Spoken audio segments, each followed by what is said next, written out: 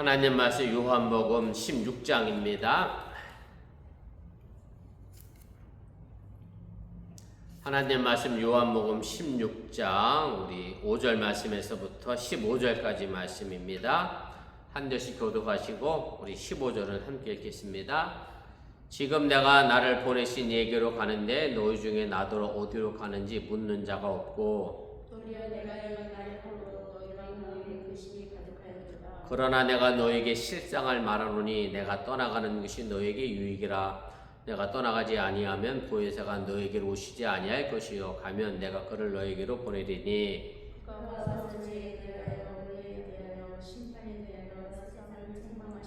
죄에 대하여 하면 그들이 나를 믿지 아니하며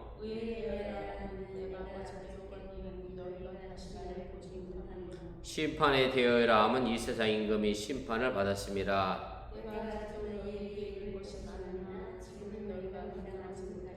그러나 진리의 성령이 오시면 그가 너희를 모든 진리 가운데로 인도하시리니 그가 스스로 말하지 않고 오직 들은 것을 말하며 장래 일을 너에게 알리시리라.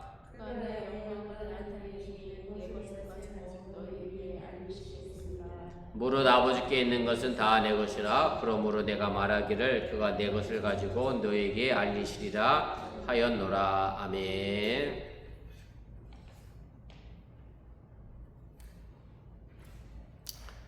오늘은 요한복음 79번째 시간입니다. 예수님께서 하나님께로 다시 돌아가시겠다라고 하는 말씀의 내용입니다. 예수님의 물론 고별 설교 시작부터 해서 예수님께서 먼저 하늘나라에 가신다라고 하는 말씀을 이제 계속해서 말씀해 주셨는데 오늘 여기서 다시 한번 반복을 해 주고 계시고요. 오늘 우리가 지금 예수님의 고별 설교 네 번째 부분을 지금 하고 있습니다. 우리가 지난 시간에 제자들을 향하여 이제 환난의 때가 올 것이고 너희들이 이제 출교를 당하고 더 나아가서는 죽임도 당할 것이다. 그러나 이제 두려워하지 말라라고 이야기하면서 내가 이것을 먼저 너에게 말하는 것은 그때가 됐을 때에 너희가 이런 환난과 두려움 때문에 실족하지 않게 하기 위하여 내가 이것을 미리 말한다라고 하는 얘기를 이제 해주셨습니다. 그리고 오늘 이제 두 번째 부분 이제 B 부분에서 이제 내가 다시금 하나님께로 이제 돌아간다. 나를 보내신 얘기로 다시 간다. 라고 하는 말씀을 오늘 해주고 계십니다. 자, 우리 본문 개요는 지난 시간에 우리 했기 때문에 쭉 넘어가고요. 우리 2페이지에 우리 본문 주석으로 바로 가도록 하겠습니다. 자, 오늘 예수님께서 이제 떠나가시는 게 제자들의 유익이 된다라고 이제 말씀을 하시게 되는데 오늘 요한복음 16장 5절 말씀에서부터 이제 7절까지 있는 말씀입니다. 제가 다시 한번 5절부터 7절까지 읽어드립니다. 지금 내가 나를 보내시는 얘기로 가는데 너희 중에서 나더러 어디로 가는지 묻는 자가 없고 드디어 내가 이 말을 함으로 너희 마음에 근심이 가득하였도다. 그러나 내가 너에게 실상을 말하노니 내가 떠나는 것이 너에게 유익이라. 내가 떠나가지 아니하면 보혜사가 너에게로 오시지 아니할 것이요 가면 내가 그를 너에게로 보내리니. 이렇게 말씀을 해 주고 계십니다. 앞달락에서 예수님께서 이미 이제 자신이 세상으로부터 미움을 받았고 박해를 받았기 때문에 제자들도 당연히 예수님을 따르니까 미움도 받고 이제 박해를 받을 것이다라고 이제 말씀을 하셨고요. 그리고 이제 이어지는 오늘 5절에서부터 이제 7절 말씀에서 예수님이 하나님께로 간다라는 사실을 이제 이야기하게 되고 하나님께로 이제 간다는 말로 인하여 제자들 마음속에 근심하게 됐다라고 이야기를 하시면서 그래서 그 근심하는 제자들을 위하여 예수님이 또다시 한번 보혜사 성령님을 너희에게 내가 보내줄 것이다 라고 하면서 이제 제자들을 위로하시게 됩니다. 그런데 사실은 오늘 예수님께서 하나님 아버지께로 간다라고 이렇게 제자들에게 이야기를 했지만 제자들이 예수님께서 하나님 아버지께로 간다라고 하는 말에 근본적인, 다시 말하면 예수님이 십자가에서 죽으신다라고 하는 죽음의 본질적인 의미를 제대로 알지 못하고 이해하지 못했음을 이제 암시를 하게 되는데, 왜냐하면 예수님 스스로가 내가 간다고 그러는데 제자들이 아무도 예수님 어디로 가십니까? 라고 묻는 자가 없었기 때문에 예수님의 말씀이 예수님이 십자가에서 죽으시는 것에 대하여 제자들이 올바로 이해하지 못했다라는 것을 우리가 알게 됩니다.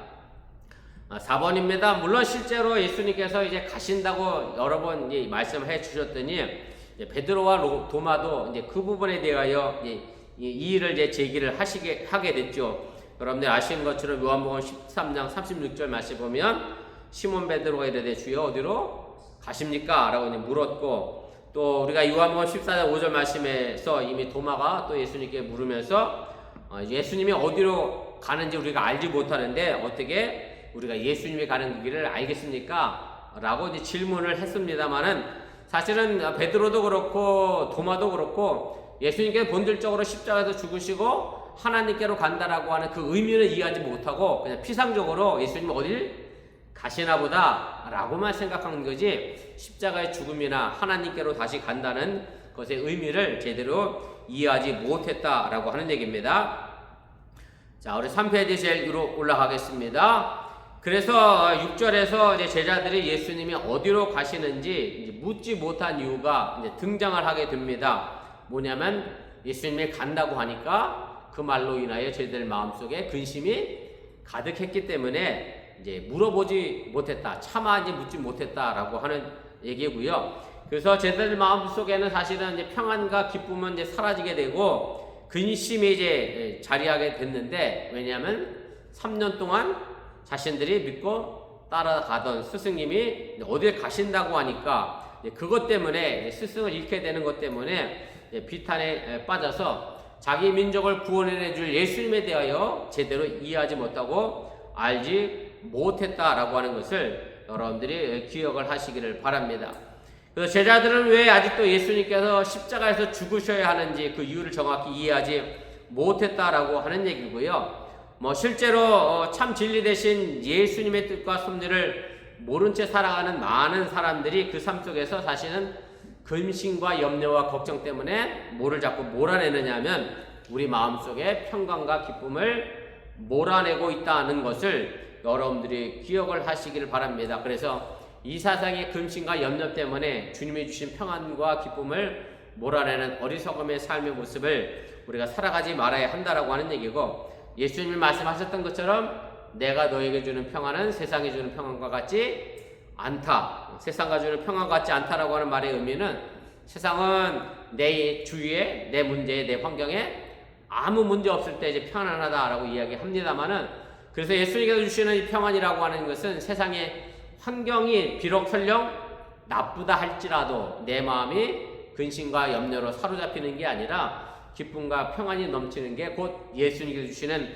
평안인 것을 여러분들이 기억하시면서 세상 환경에 좌우되는 평안이 아니라 주님의 말씀 때문에 참된 평강과 기쁨을 누리며 살아갈 수 있기를 주님의 이름으로 간절히 축원을 드립니다. 7번입니다. 그래서 예수님께서 이미 앞서서 말씀하셨잖아요. 너희는 마음에 근심하지 말라. 내가 먼저 너희보다 가는 것은 너희가 있어야 할 처소를 예비하러 간다 라고 말씀하시면서 하나님을 믿으면 곧 나를 믿어야 한다 라는 말씀으로 위로를 해 주셨고요. 그래서 예수님께서 가시는 것은 영원한 이별이 아니라 이제 하나님이 함께 거처할 처소를 마련하기 위하여 가시는 것이다 라고 하는 얘기고, 그리고 14장에서 제자들을 고아와 같이 버려두지 않게 하기 위해서 누구를 보내신다 그랬죠? 거기서 또 다른 보혜사 성령을 이미 보내주시겠다라고 한 번 더 약속을 하셨던 적이 있습니다.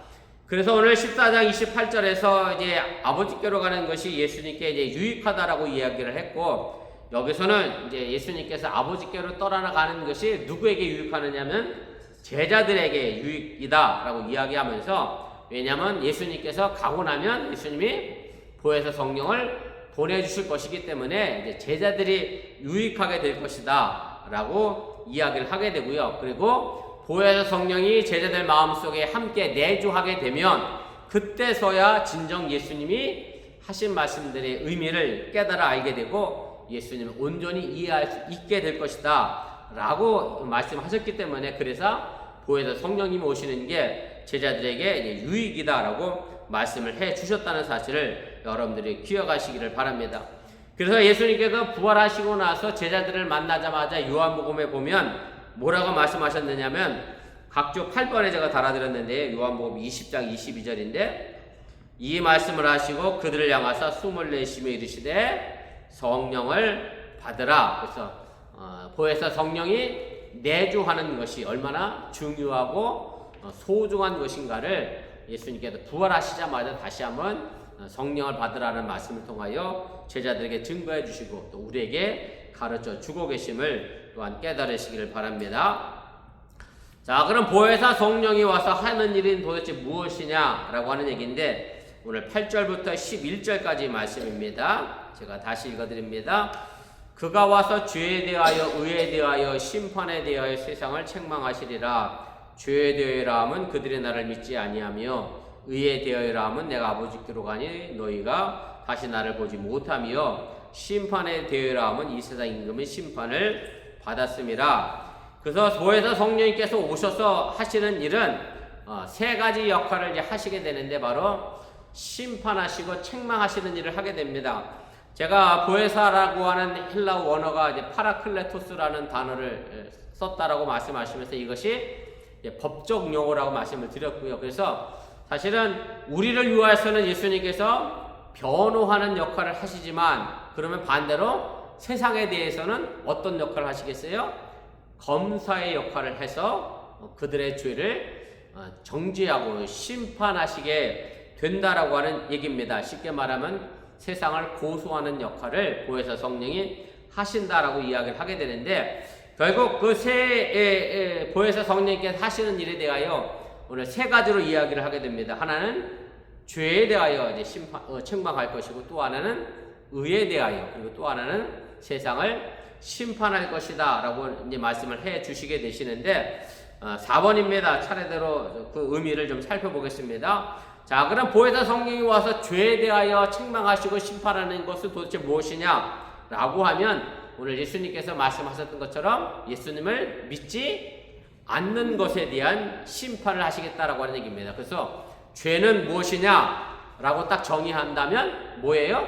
예수님을 믿지 않는 게 죄다라고 정의하고 있다라는 사실을 여러분들이 다시 한번 기억을 하시기를 바랍니다. 그래서 재림하시는 예수님, 이 땅에 오시는 예수님, 그분을 영접하지 않는 게 성경은 죄라고 정의하고 있다라고 하는 얘기고, 그래서 죄는 예수를 믿지 않고 예수님을 따르지 않는 것이 죄이기 때문에 바로 보혜사 성령이 그 죄에 대하여 책망하시기 위하여 오신다라고 하는 얘기입니다.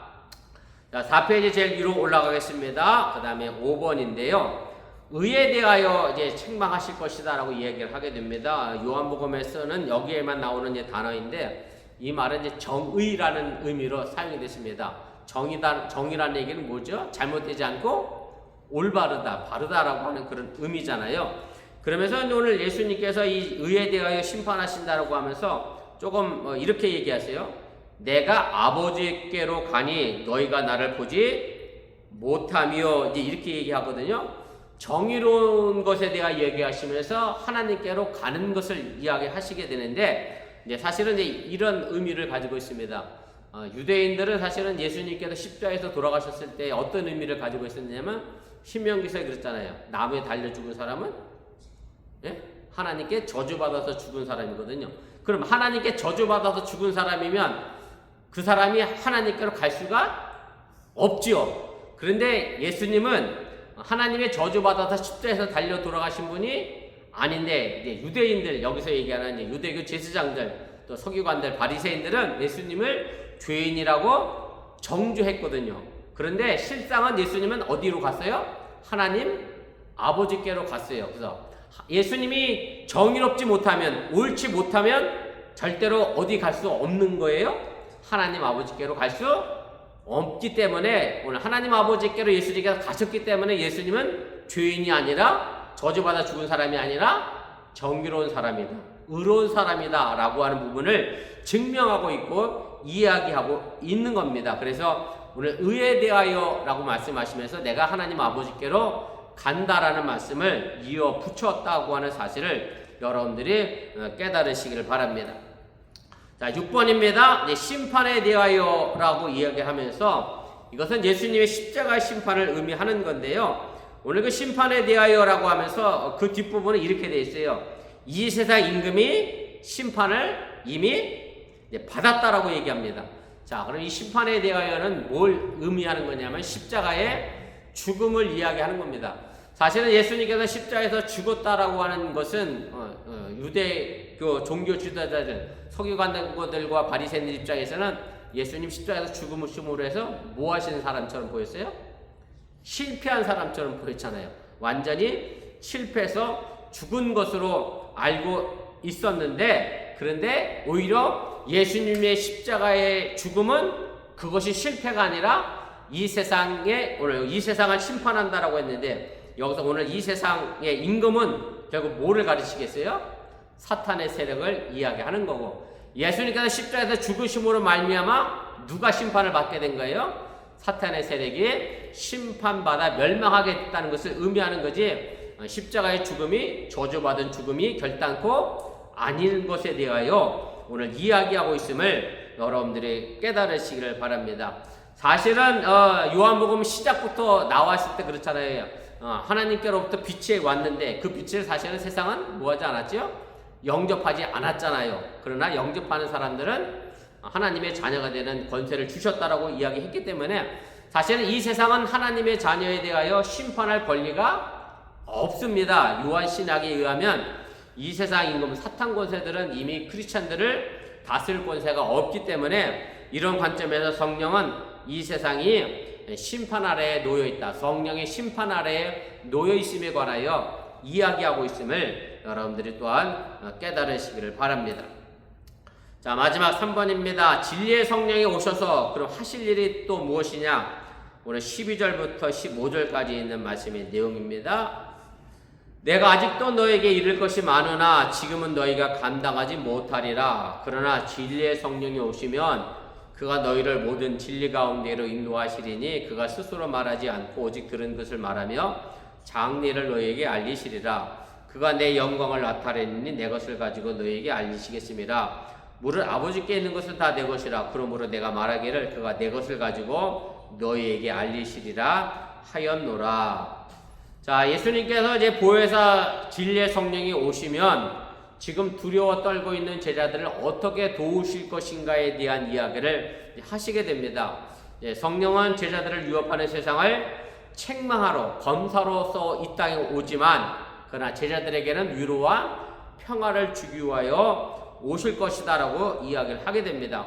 그러면서 이제 예수님께서 제자들이 아직도 알아야 할 것이 많이 있지만 그러나 내가 지금 다 말하지 않겠다라고 이야기합니다. 왜냐하면 지금 말해봐야 그 말을 다 이해하지 못하기 때문에 하지 않겠다라고 말씀하고 계신 것이고요. 자, 그럼 이럴 것이 많다라고 하는 말 속에는 뭘 포함하고 있는 거냐면 바로 예수님의 십자가의 죽음, 그리고 더 나가서 부활, 그리고 승천, 그리고 성령님 오시는 이 사건.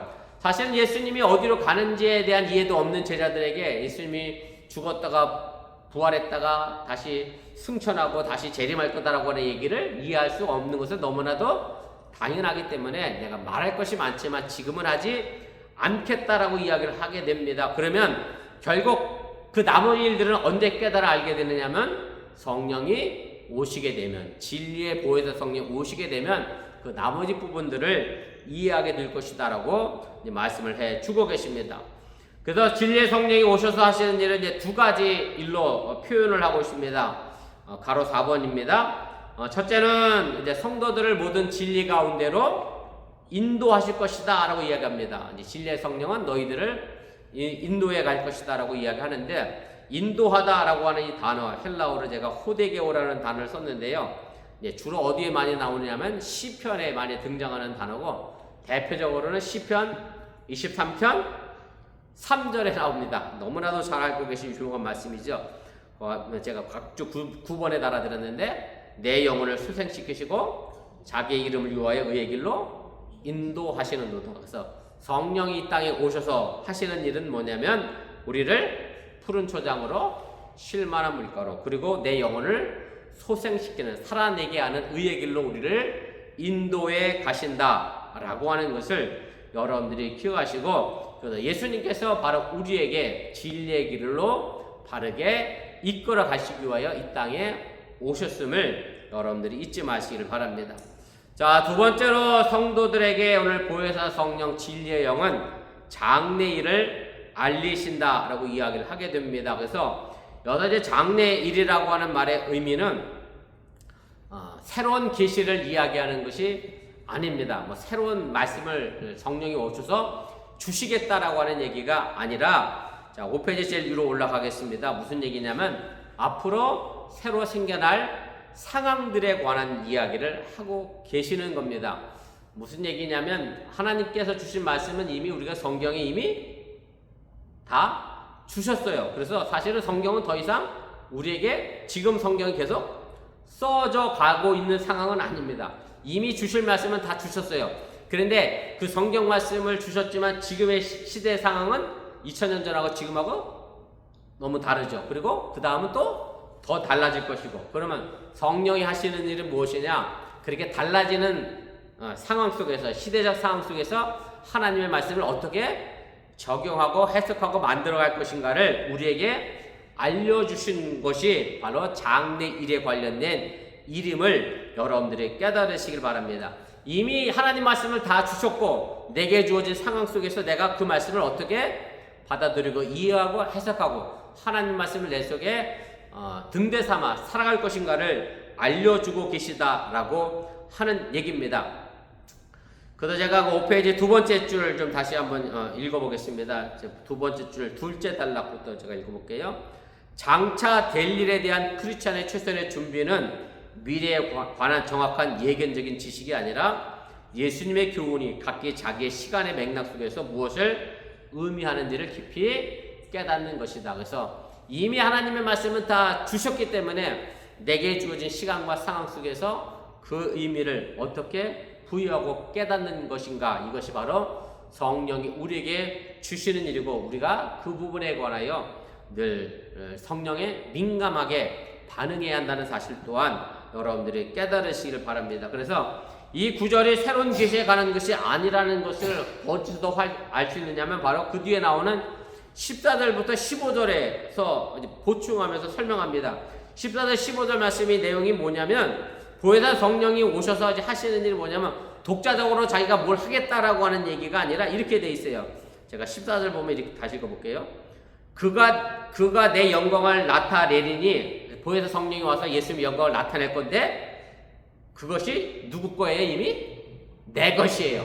예수님 것을 보혜사 성령이 얘기하는 거지 보혜사 성령이 홀로 뭔가 독단적으로 역사하는 것은 아니다 라고 하는 얘기고, 그런데 15절에도 또 이렇게 되어 있어요. 무릇 아버지께 있는 것은 다 내 것이라. 하나님께 있는 것은 다 이미 내 것이고 보혜사 성령은 또 그것을 받아서 우리에게 알려주시고, 그래서 보혜사 성령이 뭔가 새로운 것을 우리에게 알려주는 게 아니라 이미 가지고 있었던 하나님의 말씀, 예수님의 말씀을 우리에게 다시 한번 상기시켜주고 우리를 그렇게 바른 길로 이끌어가며 성령이 대언자로서의 역할을 우리에게 하고 있다라고 하는 사실을 여러분들이 깨달으시기를 바랍니다. 그래서 사실 지금도 우리도 마찬가지입니다. 이미 주신 말씀은 다 있어요. 그래서 이것을 우리가, 문제는 뭐냐면 내 자의적으로 해석하고 하나님의 말씀을 만들어가는 게 아니라 정말로 하나님께서 예수님에게 하신 말씀, 그리고 예수님께서 우리에게 하신 말씀이 무엇인지 정확히 듣고 바른 길로 따라가는 게 무엇보다 중요하다고 하는 사실을 여러분들이 잊지 마시길 바랍니다. 뭐 흔한 말로 우스갯소리긴 하지만